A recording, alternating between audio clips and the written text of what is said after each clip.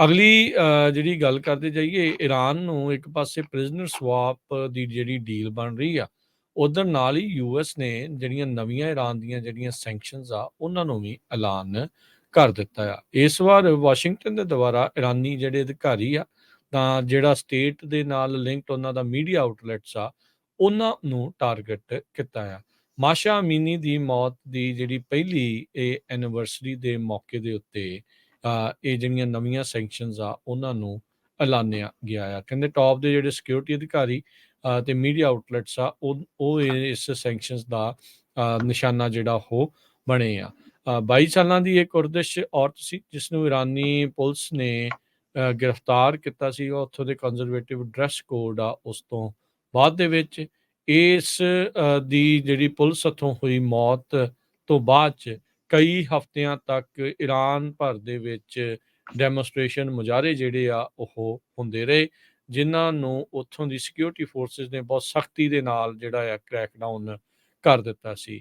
Iran ਇਹ ਨਹੀਂ ਮੰਨਦਾ ਵੀ ਅਮੀਨੀ ਨੂੰ ਬੁਰੀ ਤਰ੍ਹਾਂ ਉਹਨਾਂ ਨੇ ਕੁੱਟ-ਕੁੱਟ ਕੇ ਹੀ ਇੱਕ ਹਿਸਾਬ ਦੇ ਨਾਲ ਮਿਸਟਰੀਟ ਕਰਕੇ ਡਿਟੈਂਸ਼ਨ 'ਚ ਮਾਰ ਦਿੱਤਾ ਸੀਗਾ, ਪਰ ਉਸ ਦੀ ਜਿਹੜੀ ਮੌਤ ਹੋਈ ਸੀ ਉਸ ਤੋਂ ਬਾਅਦ ਦੇ ਵਿੱਚ ਕਾਫੀ ਜਿਹੜਾ ਉਹ ਰੌਲਾ ਪਿਆ ਸੀ ਤੇ ਈਰਾਨ ਦੀ ਜਿਹੜੀ ਮੋਰੈਲਿਟੀ ਪੁਲਿਸ ਦੇ ਉੱਤੇ ਵੀ ਕਈ ਜਿਹੜੇ ਸਵਾਲ ਚੁੱਕੇ ਗਏ ਸੀਗੇ। ਯੂਐਸ ਦੇ ਜਿਹੜੇ ਟ੍ਰੈਜਰੀ ਦੇ ਅਫੀਸ਼ੀਅਲ ਆ ਬ੍ਰਾਇਨ ਨੈਲਸਨ, ਉਹਨਾਂ ਨੇ ਜਿਹੜਾ ਉਹ ਕਿਹਾ ਆ ਵੀ ਉਹ ਬਹੁਤ ਹੀ ਹੋਰਿਫਿਕ ਵਾਇਲੈਂਸ ਦਾ ਸ਼ਿਕਾਰ ਜਿਹੜੀ ਆ ਮਾਸ਼ਾ ਅਮੀਨੀ ਹੋਈ ਸੀ। ਸੋ ਇਸ ਓਪਰੇਸ਼ਨ ਤੇ ਵਾਇਲੈਂਸ ਨੂੰ ਦੇਖਦੇ ਹੋਏ ਲਗਾਤਾਰ ਅਸੀਂ ਜਿਹੜੇ ਸੈਂਕਸ਼ਨਸ ਆ ਉਹ ਨਵੇਂ ਲਗਾ ਰਹੇ ਹਾਂ। ਪਰ ਦੂਜੇ ਪਾਸੇ ਅਮਰੀਕਾ ਨੇ ਆਪਣੇ ਜਿਹੜੇ 5 ਨਾਗਰਿਕ ਆ ਉਹਨਾਂ ਨੂੰ ਛਡਾਉਣ ਦੇ ਲਈ ਇਹਨਾਂ ਦੇ 5 ਜਾਣੇ ਉਹ ਛੱਡਣੇ ਆ ਤੇ ਨਾਲ $6 ਬਿਲੀਅਨ ਜਿਹੜਾ ਆ ਉਹ ਅਨਫਰੀਜ਼ ਕਰਨ ਜਾ ਰਹੇ ਆ। ਤੇ ਪਰ ਨਾਲ ਦੇ ਨਾਲ ਕਈ ਹੋਰ ਲੋਕਾਂ ਦੇ ਉੱਤੇ ਯੂਐਸ ਦੀ ਸਰਕਾਰ ਜਿਹੜੀ ਉਹ ਸੈਂਕਸ਼ਨ ਲਾ ਰਹੀ ਆ। ਪ੍ਰੈਜ਼ੀਡੈਂਟ ਜੋ ਬਾਈਡਨ ਕਹਿੰਦੇ ਅਮੀਨੀ ਨੂੰ ਟ੍ਰਿਬਿਊਟ ਕਰਨ ਦੇ ਲਈ ਅੱਜ ਜਿਹੜਾ ਉਹ ਟ੍ਰਿਬਿਊਟ ਜਿਹੜਾ ਉਹਨਾਂ ਨੇ ਦਿੱਤਾ ਉਹਨੂੰ, ਤੇ ਕਹਿੰਦੇ ਵੀ ਬੜੀ ਇੱਕ ਹਿਸਟੋਰਿਕ ਮੂਵਮੈਂਟ ਇਸ ਤੇ ਕਰਕੇ ਅੱਗੇ ਤੁਰੀ।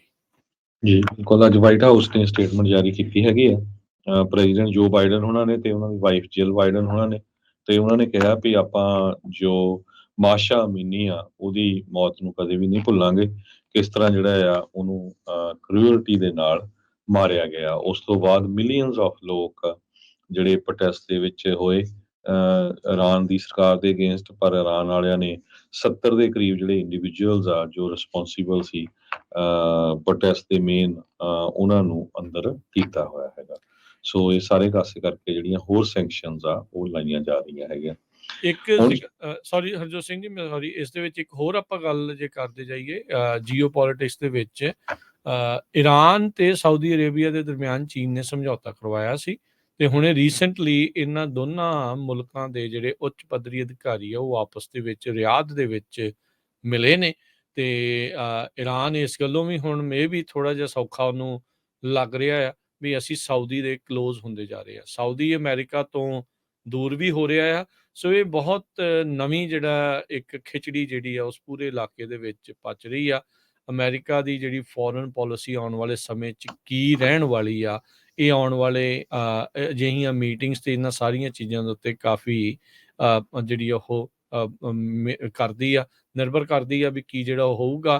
ਹੋ ਸਕਦਾ ਆ ਵੀ ਈਰਾਨ ਸਾਊਦੀ ਦੇ ਲਾਗੇ ਜ਼ਿਆਦਾ ਨਾ ਜਾਵੇ, ਇਹ ਇਸੇ ਲਈ $6 ਬਿਲੀਅਨ ਦਾ ਉਹਨਾਂ ਨੂੰ ਲਾਲਚ ਵੀ ਦੇ ਰਹੇ ਆ। ਬੜਾ ਕੁਛ ਜਿਹੜਾ ਉਹ ਇਸ ਟਾਈਮ ਕਈ ਫਰੰਟਸ ਦੇ ਉੱਤੇ ਚੱਲ ਰਿਹਾ ਆ।